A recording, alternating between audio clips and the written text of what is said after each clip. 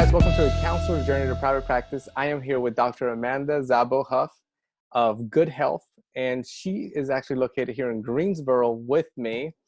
Now, Amanda, you and your husband have the practice, right? Good Health, the chiropractor practice, correct?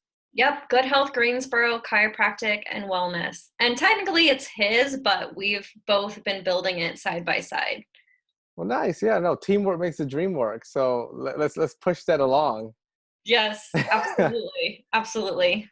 And before this interview, you and I were chatting, and you were telling me that the practice, right, has been around for 22 months. And I was sharing with you that I also see it everywhere, like here in Greensboro. And I also told you that the website looked awesome. So I wanted to have you on here because I want to pick your brain on building your practice, marketing, communicating effectively to the clients that you serve, what it is that you do and why they should visit your office. So I'm happy to geek out about all the amazing benefits of chiropractic. But I'll defer those mental health professionals or other providers that haven't learned about chiropractic because for a variety of reasons, for decades of the health landscape in the United States, people haven't been properly educated about what a chiropractor is, how they're educated, etc. Dr. Heidi Havik, Haavik, has an awesome website and videos. You can look her up at HeidiHavik.com. And she's the forefront of research around neuroscience, finding about very, very amazing tight links between spinal manipulations, flooding the prefrontal cortex with more stimulation, which if you're in any kind of health field, the benefits around trauma, memory, executive functions, like tons of different things, inflammation, autonomic nervous system, which is what we usually focus on the most as chiropractic. But so I'll just defer you to No. Let's not defer, because before the interview, I was telling you about my wife, and I shared with you that she's seen a chiropractor, and for years, we tried dieting, we tried yoga with Adrienne on YouTube, which is amazing. Check I've her heard out. great things about her. Yeah, she, her and her dog, which now I'm blanking on her dog's name, but that is my yoga instructor. It's free, and I've been on her bandwagon for years. Love her. But we've tried all those things. I want you to talk a little bit about the work that you and your husband do at your practice, because I think it also connects to what counselors are doing in navigating their practice. It's important for us as clinicians to build relationships with a chiropractor or with a massage therapist, because we can only help so much in that holistic model. And if I'm really trying to support the person that I'm serving, I'm going to find the very best referral. And if it's your office, then we're going to do that. Yes. So when I'm trying to put myself in the mindset of other mental health professionals, I'm imagining that, a lot of times, so all of we experience everything as a whole package. We have feelings, we have a spirit, a soul that's kind of ineffable in function, but it's there and we know it makes an impact on our whole health. We are social creatures, and we need these buttons to be pushed in social situations, and everybody's buttons are different. And we're a physical body, and it's our physical body that we bring through all of these different experiences. And that it's our nervous system that mediates how we process every experience that we have, how we physically feel about it, how we can start processing, flooding the areas of the brain that will start to process this. And then, I can't speak to how the nervous system affects our spirit, but so 90% of brain stimulation comes from spinal movements, including how the nutrition is processed in our body. And most of us, including medical doctors, haven't been taught that your nervous system is highly coupled to your spine. If your spine is out of alignment, there's these tiny, tiny membranes between each spinal segment. I wish I had my like spine models now. Oh no, your hands are perfect. I'm following along. Yeah. So, you have like vertebrae stacked like little donuts or little tires on top of each other, and then you have like a little jelly like Hmm. disc. And in between these segments, where that jelly disc, there's a very, very thin muscle that is like a beacon that connects the movement of that spine to the nerves that branch out of your spine. Your spine is hollow, the nerve cord, the spinal cord comes through there, and then it branches out between each vertebrae as like nerves that go Yeah. on to control and regulate every single cell in our bodies. And that's the communication highway of our body. So if it's not functioning efficiently, you you can have inflammation, you can have a lot of other, you can have cardiac issues, you can have digestive issues, you can have allergies. And like, I thought this was crazy, Juan, like really insane that a chiropractor could help you with something like allergies. Like my husband, we were dating when he was in chiropractic school. I was getting my PhD. He was getting his doctor of chiropractic. And like, he would come over and he would tell me these things like, oh, like you shouldn't take your allergy medications. You should just see a chiropractor. And I was like, there's no freaking way that a chiropractor could help with that. I was like, show me the proof. And he did. Like the nerves that come out of this go to the mucous membrane of our nose and palate, and they Hmm. help to innervate the histamine response. So if the spine isn't moving properly, your brain won't get the signals to tell your tissues to shut off that production of histamine, and then you need to take an antihistamine. Um, Wow. so just moving this, and like the scales fell from my eyes. Like it was about 6 weeks of chiropractic care, and I had migraines like your wife. I don't Hmm. know how frequently she gets them, but I had them about 3 times a week since I was 12 years old. And I had taken Imitrex, and like some of these medications just made me feel more insane than the migraines would. Hmm. Um, but it was a huge impact on my life. Like I was in graduate school, and I couldn't think for Yeah. like 20 hours a week. Yeah. It's tough. But it was about 6 weeks of chiropractic care. And honestly, like this is average. Chiropractic care the studies that have been done show that it's over 90% effective for people with migraines. But that, going back to the prefrontal cortex, and something that a lot of other providers might be looking at is sleep issues. Your Hmm. prefrontal cortex really regulates that sleep cycles and temporal regulation. Um, Anxiety, depression, chemical addictions. And we do see, like, we're not a weight loss clinic. There are some chiropractors that do like a lot of nutrition and supplements and like other exercise programs and stuff. Like, we don't really push the weight loss things, but we do have patients that say, like, once I started getting adjusted, like my metabolism started like calibrating right. So chiropractic, it just helps your whole body function like it was made, like we say it was made to. A lot of chiropractors are really like religious or spiritual, Hmm. because we see before our own eyes, it's like we didn't do anything to affect how the body itself is functioning except remove interference. Yeah. Um, and like once that happens, the natural state of the body is to regulate itself. And I think that has like caused me to have like so much like hope and like beauty, Yes. and like who human beings like really are, is like you are like perfectly made to function just like you are. Like you really are enough to be healthy. And that doesn't mean that like medications don't do amazing things for people. It just means that like, wow, like our bodies are a lot more resilient. And that like the way we were built is to be in full health, happy, out of pain. And we see people that have gone through like specialists, and it's just like starting chiropractic care, like it's like digestive issues where like no gastroenterologist was able to help. Yeah. It's just crazy things what your body can do.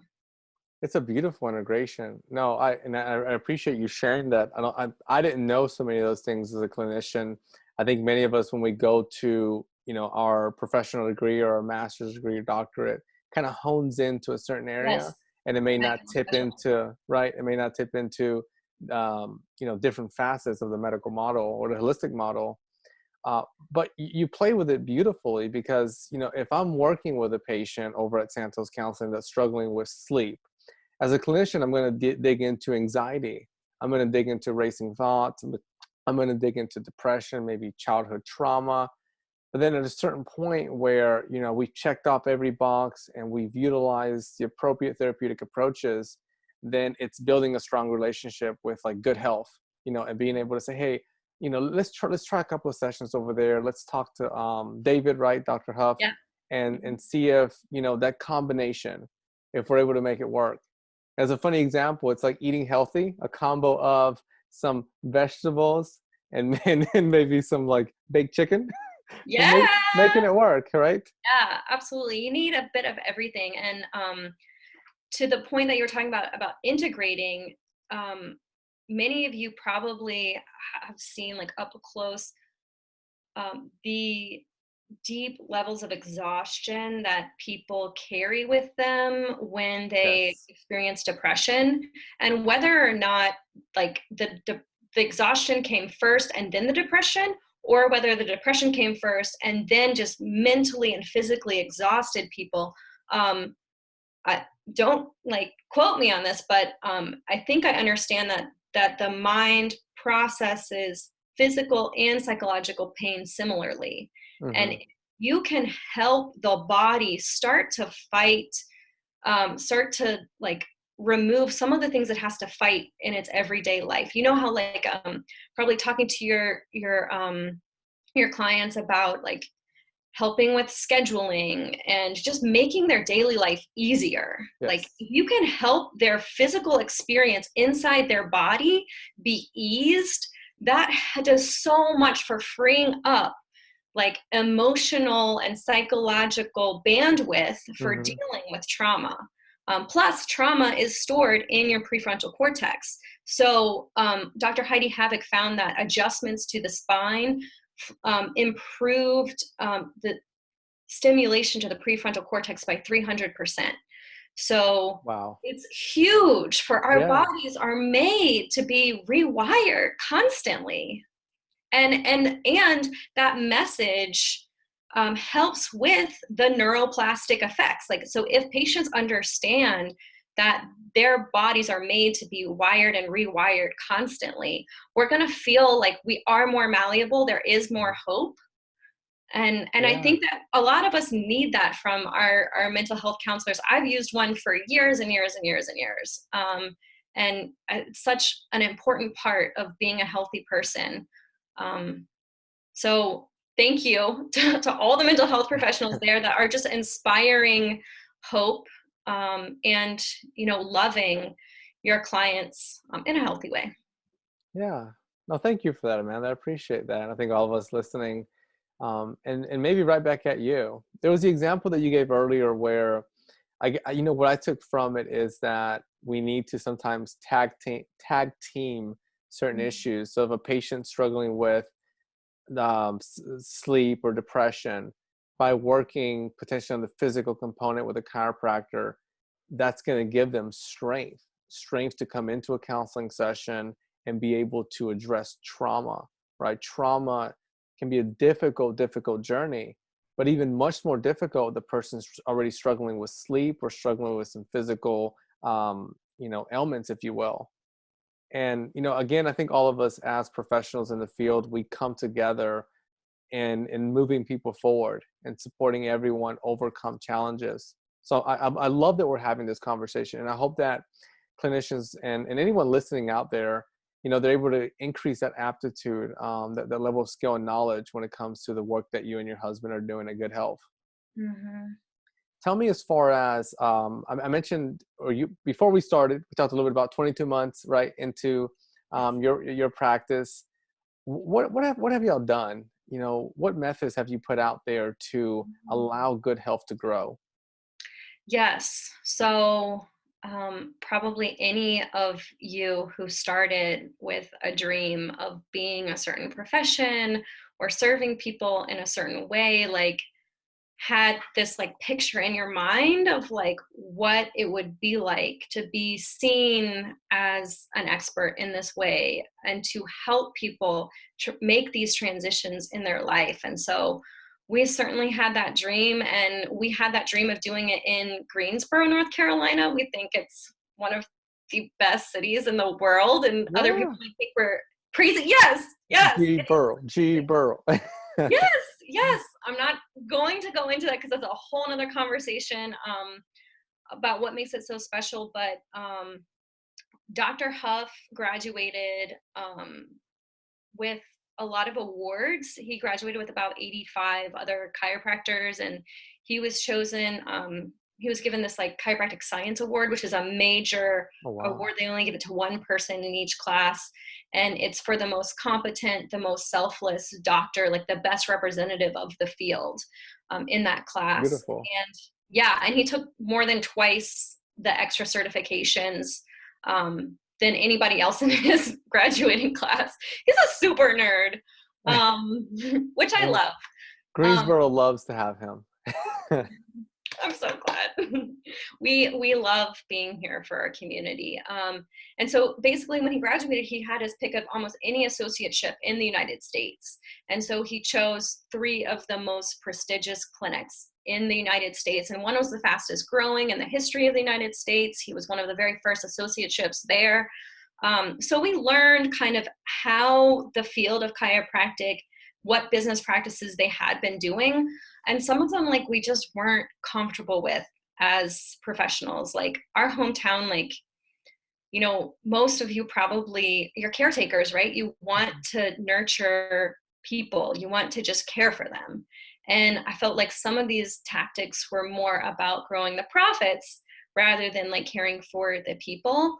Yeah. And it really started to wear on my husband. Like he was not happy in a lot of those positions. He was led to make people feel afraid of like what was going to happen if they didn't like pay $4,000 for care, or, and that's not every chiropractic practice by any means.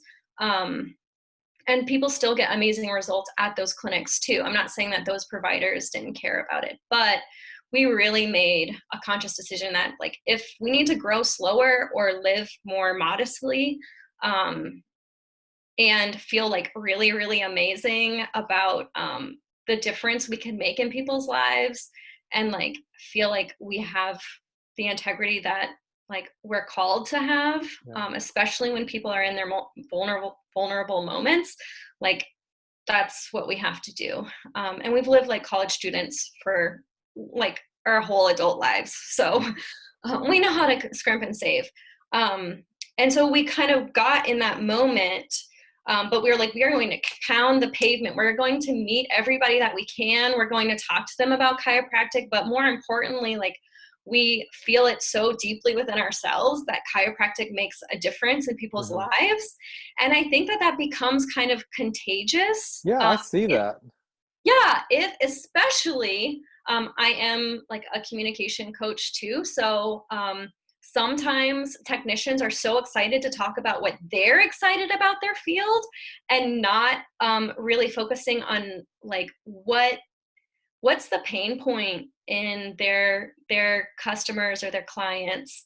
What do they need to hear in order to or in order to answer their most pressing questions. And so that's been really helpful to know that a lot of people think, like, I love to talk about prefrontal cortex and your nervous system and like all these things, but what people really need to hear is like, oh, you're in pain. We help with pain. Let me Love see that. where your pain is coming from. Oh, it's coming from right here. Do you feel this when I touch on you? And then they're like, just touching people's pain. And that's like something that like, I feel like as a mental health provider, like it would be more metaphorical how you're touching their pain. But for us, it's amazing to just physically touch them. And I think that already starts part of the healing process and starts to build trust and let down their guards. And they're just knowing where the pain is coming from helps people start processing it better. And then like I go to a lot of screening events, so street festivals, health fairs, um, gyms, different places. And we have a nerve scanner that will check to Ooh, see. cool. Yeah, it's cool. Have you ever seen that one? Uh-uh. It's Sounds cool. it's really cool. It actually checks to see, it's called surface electromyography. It checks how well the electric current from your nerves is reaching the surface of the muscles along either side of your spine. Mm-hmm. And I check it on the back of people's necks and on their low backs. And so they can actually see an image that shows, like, these nerves aren't connecting with these muscle groups like they should be. And Cool. that's where your pain is coming from. And they're like, oh, like, to see my pain, is it validated? I'm like, yeah, girl, like, I believe you. A lot of times people haven't been believed for their pain, Yeah. or they're just trying to ignore it. And you probably know how psychologically taxing that is to Yes. try to ignore or neglect something for so long. So and I mean, sometimes we see neurologists who have such an important job in our medical landscape, and don't always seem to take their clients' experiences with their body as seriously, or take their words. And I think that really starts to mess with, especially like chronic pain patients, people with fibromyalgia or MS, starts to mess with their head. Yeah. So We just that. Absolutely. And I was going to piggyback. A lot of that happens. There's colleagues of mine, clinicians, where we'll work with a patient and hear that same story. Yeah. And I think that's what's important, to do exactly what you're doing and what Dr. Huff is doing, as far as validating and taking Yes. time to listen intently. There was a marketing, I think, term or strategy that you utilized earlier. And it was, at least what I got from it and gathered from it, staying a little bit away from the clinical terminology and using Mhm. that average Joe language. There's a lot of clinicians out there and they know their stuff. Listening to you, Amanda, your stuff. Yes. And I could sit back and I feel like I'm in a continuing education course, just listening to you go over everything and present the model, which is amazing. But, sometimes the average Joe person, they don't have that, right? They haven't read those books, but they do know the meat of the book, right? And it's that I'm hurt. I have trauma. I'm crying, but no one knows. I how, know. how do you coach? How would you coach a clinician who works with trauma to be able to tell, persons in the community, this is what I do, in a manner that's going to invite someone in? Yes. So I actually work with a lot of different technicians and practitioners in this way. I've been a communication coach, public speaking coach. Sorry, this is my cat. Oh, no, no. Oh, hey. I Hey! saw him earlier just moving around. Yes, the breakfast. We named her the Breakfast Club. I know it's a weird name. Oh, no. Is that from the movie? Yeah, we love I, the movie. I Yeah, love that. Yes. yeah. Um, So a lot of you are 100% right, Juan. Every word that they, especially because like the psychological cost of people reaching out for help is that they won't be heard, is that it'll be one more time where they've been neglected or dismissed. And so you really have to match them Yeah. every step of the way. Like when they come out and they say hi, you say, hi, it's so great to meet you. What's your name? Two hands on their hand, eye contact, smile, like really try to affirm everything, every single step that they're taking towards you. And not have any like veneer of manipulation, Hmm. can be sensed by people in some way. So Perfect. um, Let's stop there. Let's just stop there for a second, because I love that. I love it. I remember walking into, before I did my practice, I would just walk into random offices to learn. And sometimes I'll walk into an office and, go in there and say hello. And then someone would be like doing some paperwork and looking at me like this and going, hey, right? Things like that. And I get people are busy, but it's exactly what you're saying. When someone's taking time out of their day, there's no price on time. And then beyond that, it is extremely difficult to say, I'm hurting. I need help. I need yes. support. So I love the message that you're sharing. If you're building a practice, whether it's in the chiropractic world, allied health, whatever you're doing in business, Mhm. give the person that's coming to you time, space, a strong level of emotional connection.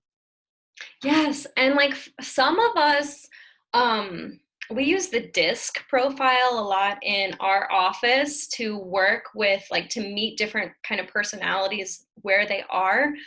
If you're using the DISC, like I'm a really, really high I, so I naturally am motivated towards like people. Hmm. And my husband is a really high C, so he's great with like precision, super nerd about techniques, like all of these things. He's an amazing diagnostician.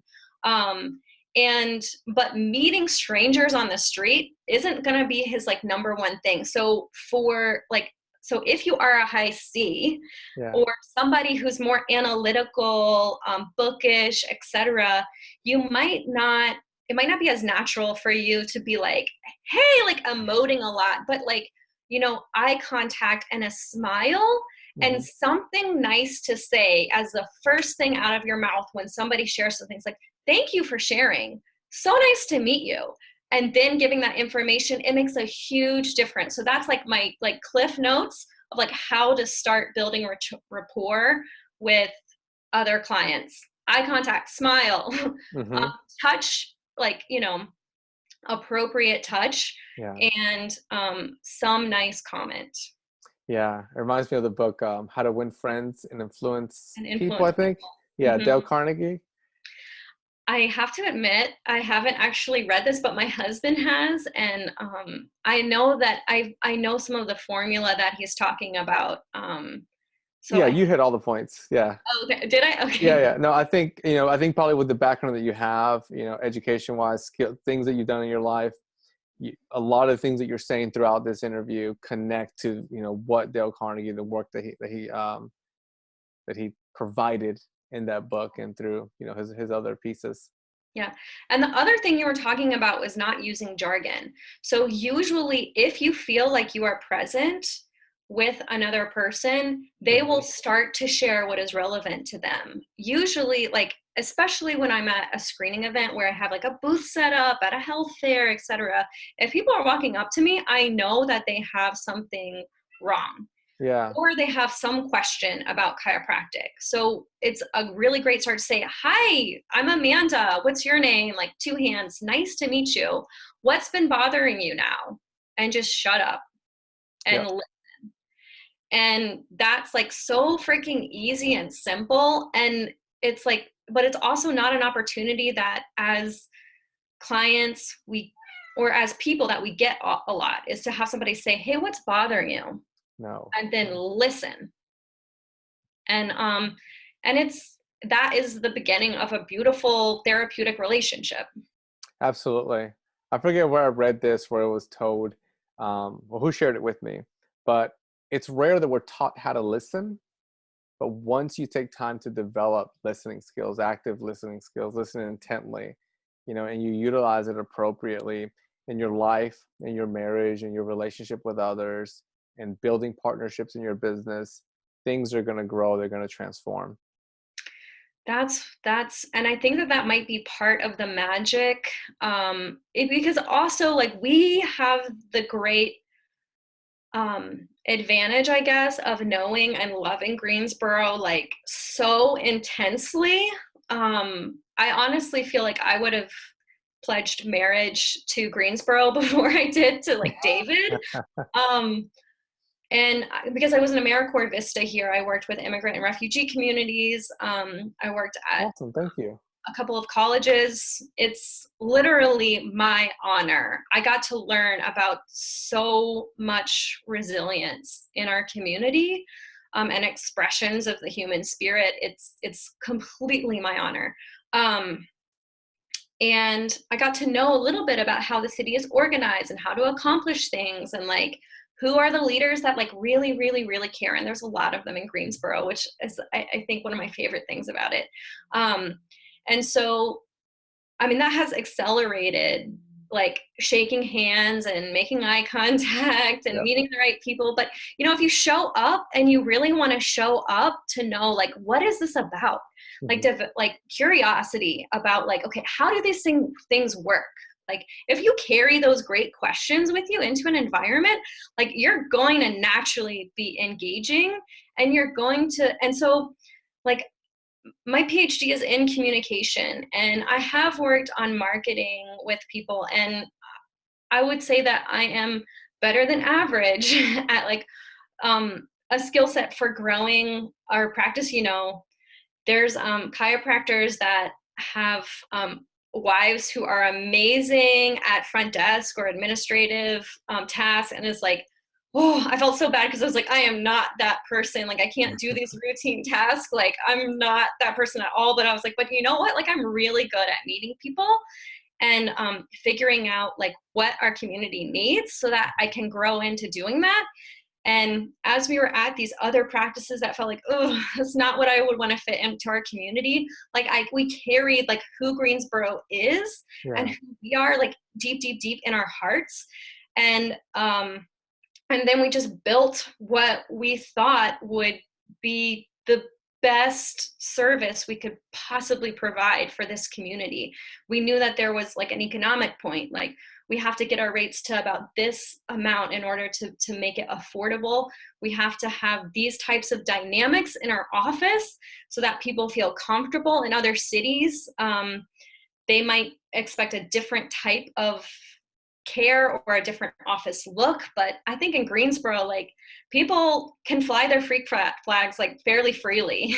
Yeah. And there's a lot of diversity here, politically, religiously, racially, where you're from. Like people are from all over the world, and I think it just calls us to be like more authentic. And which, that probably goes for other communities. If you're really yourself, you're gonna like start attracting more people. But I just feel like it's especially true in Greensboro. So how our staff is encouraged to interact, like, we pour love on our team because like we could not love everybody that walks into the door if they did not love them. Yeah. And like feel the responsibility to love them too. And there's some people that really mesh with me. There's some people that really mesh with Dr. Huff, but there's other people that really mesh with Carla and Daisy. And it's huge. Yeah. I love that. Listening in, it shows that maybe much of the growth of the practice has been in how much commitment, good health, you, Dr. Szabo-Huff, and your husband, Dr. Huff, and the entire staff of Good Health are devoted to Greensboro, because then, the Greensboro community is going to serve you. And I think, counselors listening in as you're navigating in your journey, being able to, yes, hone in on your elevator speech, be able to communicate effectively, how you can help someone in average Joe terms, but also serving your community, growing into it. Imagine you're like this Daisy. Imagine you're like the kitty cat that we see, and you're growing into our interview. No, you're good. It's just like that. You can have your cat. My dog would tear everything up in here.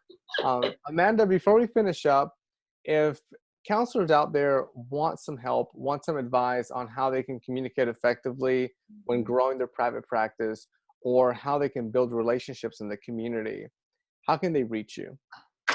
I'm happy to answer. Oh, the cat's back. I'm happy to answer any questions over email. You can email me at Amanda, AMANDA, at Good Health Greensboro. That's GOODHEALTHGREENS. Stop it. The cat's scratching. GREENSBORO.com. And yes, I often work one-on-one basis, kind of like a speech coach, but instead of just preparing for one public speech, I really love to understand like what is so amazing about each provider as an individual and what motivates them, and then who their audience is, what kind of clients are they hoping to help, are they motivated to help, and trying to match up that their assets with the needs of their community. And I think that you're 100% right, Juan. If you start with the care, like we started the vision for Good Health Greensboro before we even like made a hire or opened our doors or whatever. Like, we knew what we didn't want to be, and we knew what we did want to be, and we knew how we wanted to start helping these people. And I think that has helped us be really consistent and have integrity. And, we are constantly figuring out, putting out fires, like every small business person. Like, we actually grew too fast in the beginning. I'm not gonna say too fast, but faster than we had prepared for. And we realized that we didn't have all the infrastructure in place. So I know as small business owners, like, you guys are going through a lot of things. And if it feels like you're just not gaining traction with the people that you want to gain traction with, that's when somebody like me or another loving person in your life who is kind of has a sensibility about how to connect with people, could help you go over your speech, whatever. But please feel free to email me, Amanda@goodhealthgreensboro.com. Perfect. And then I have all those things in the show notes for you guys. Thank you for listening in. Have an amazing day. Thank you for being with us, Amanda. Thank you, Juan.